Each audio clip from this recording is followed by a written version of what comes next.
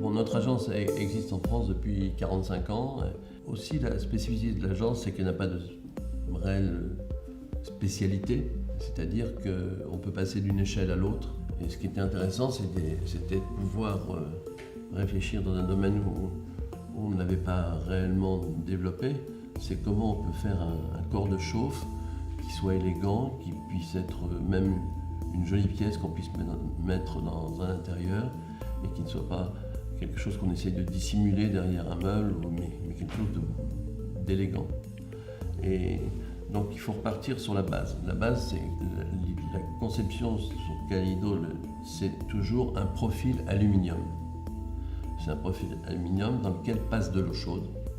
Et à partir de là, il faut le faire rayonner la chaleur.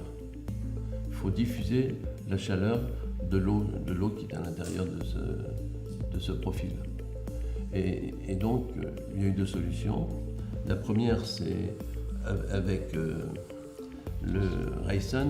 Ce qui est intéressant, c'est qu'on part d'un noyau, et puis les ailettes qui vont porter la chaleur, qui diffusent, qui rayonnent.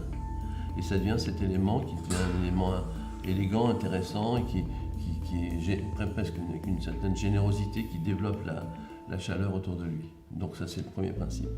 Le deuxième, c'est donc cette partie-là qui est le trachea, et qui est en réalité, on retrouve le corps de chauffe, et après on l'allonge avec une façade, avec l'idée de se dégrader. C'est un dégradé qui donne un effet de perspective, qui donne un effet, mais on est avant tout sur un panneau qui va diffuser la chaleur partant de ce noyau principal.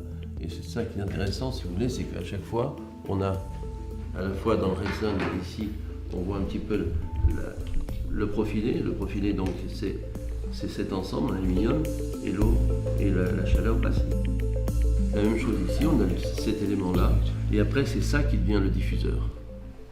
Ce qui est intéressant, c'est que c'est toujours la même chose, c'est un corps de chauffe, et puis après il faut diffuser la lumière d'une façon linéaire, d'une façon radiante, et là on a fait les deux solutions, d'une façon linéaire ou radiante. Voilà.